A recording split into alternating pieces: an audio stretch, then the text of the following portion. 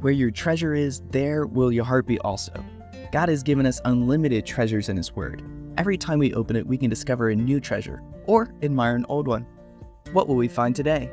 Here's Carla Early with Treasure Hunt in the Word. On Saturday mornings, I have leaders meeting with the Bible study fellowship leaders in my group. These ladies are beautiful, spirited, godly leaders who serve the Lord faithfully and have for many years. One morning as we trained, I put them in groups to tell each other their story of how they came to know the Lord. As I visited each group, I heard over and over, "I grew up in the church." Most of them had given their lives to Jesus at a young age and had served Him the rest of their lives. Fast forward a few hours in my day, and I was helping out with a baptism at a prison. The chaplain asked each of the 20 women waiting to get baptized to tell a little about their salvation. Now, a few of them had first met Jesus in prison and had been saved for 2 weeks or so. But most of them began their story by saying, "I grew up in the church." Now, some of them got saved at a young age but strayed.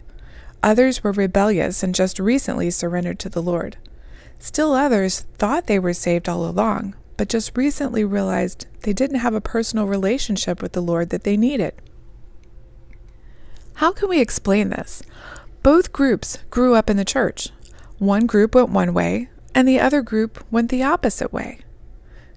Well, God gives us freedom to choose.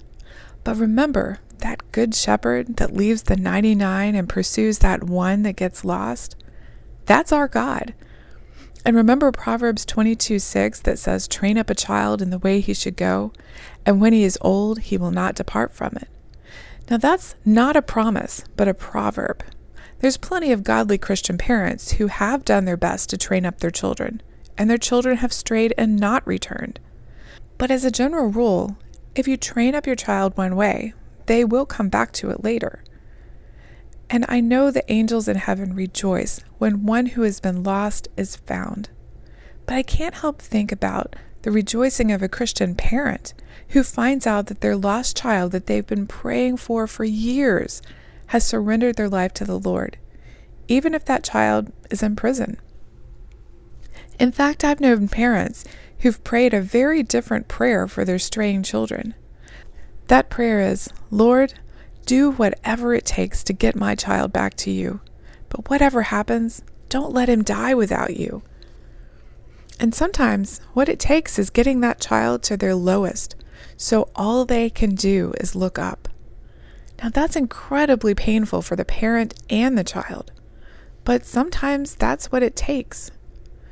So many women at the prison have told me, "I'm so glad God brought me here. I would never have found Him otherwise." I also have a friend who prayed that prayer for her son, and God used cancer to get him to his lowest. But when he was there, God got a hold of him. And I could rejoice with his mother that her radical prayer had been answered. Only God knows what it will take for your loved ones to turn to Him, but likely praying that all will go well for them might not help. Because when everything's going well, why would they need the Lord? Who do you know who needs the Lord? And how could you pray for them today? You can contact us at treasurehuntintheword@gmail.com. We'd love to hear the treasures God has given you through His Word. You can listen to other episodes on our website, which you can find in the description below. Thank you for listening, and remember, where your treasure is, there will your heart be also.